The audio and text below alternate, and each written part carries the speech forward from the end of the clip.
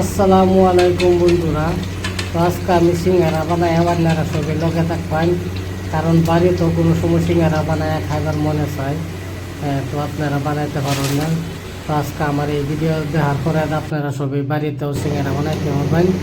দেখতে আসুন দুধ রসুন লইলাম, রসুন দিয়ে আমি কুচি কুচি করে কাটতে নিলাম। এক টুকরা আদাও নিচ্ছি, আদারে কুচি কুচি করে কাটতে নিচ্ছি, এটা শুরু শুরু করে।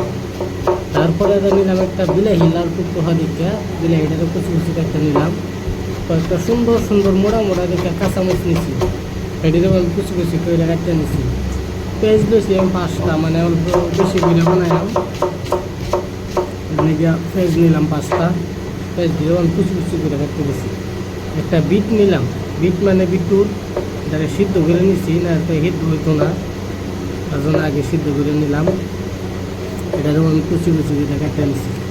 কাটার পরে কয়েকটা লেস দিয়ে নিলাম মুখসিমু, কারণ বহুত মানুষের বীজ দেয়, বীজটা আমি অত বেশি ভালো হয় না, তার কারণে লেস দিয়ে দিলাম। তারপরে নিলাম একটা গাজর, গাজরটা পাতলা পাতলা করে ছোটো ছোটো করে কাটতে নিলাম। তারপরে লইছি কয়েকটা মটর সিদ্ধ করে, মানে আমি সিঙ্গারাটা যে বানাই আমার তো নিরামিষ, তার জন্য এই মটর নিচ্ছি। তারপরে নিলাম আলু, 2-3টা আলু নিচ্ছি আমি, মানে অল্প বেশি করে বানাই আমাকে আগে কইছি। আলুটারও কাটতে নিলাম, গ্যাসটা ফাইনালি ওপেন করে দিলাম।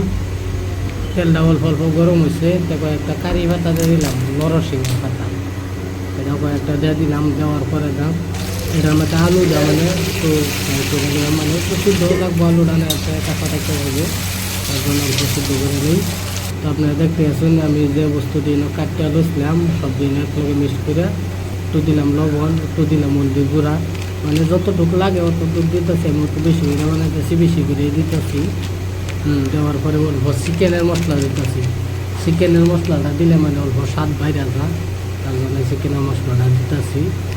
নিরামিষ সিঙ্গারার মধ্যে চিকেনের মশলা নাও দিতে পারেন, কিন্তু আমি দিছি স্বাদের লিগিয়া। তো কাশ্মীরি মরিচের গুঁড়া এটা দিলাম অল্প পরিমাণ মতো, যতটুকু লাগে। এটা দেওয়ার পরে দিলাম আমি অল্প জিরার গুঁড়া,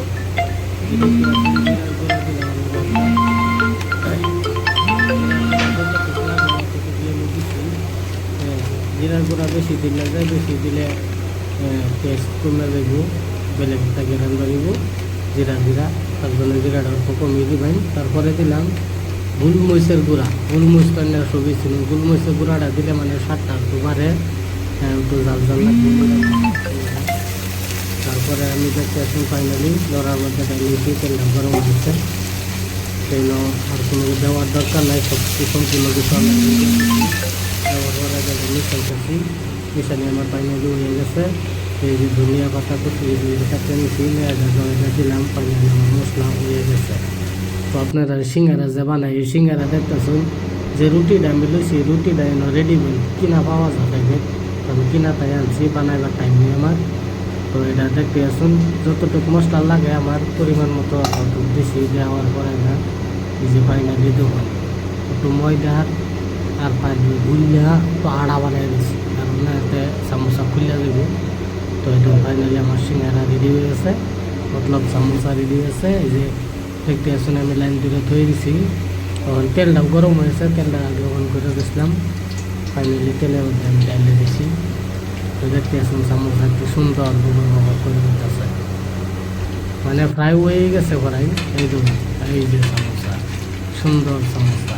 তো আপনারা কেউ যদি সামোসা বা সিঙ্গারা বাড়িতে বানাইবার চান, তো আমার এই ভিডিওতে হাতে আপনারা বানাইতে পারবেন, আর কমেন্ট করে করবেন কেনা বানাইবার চান।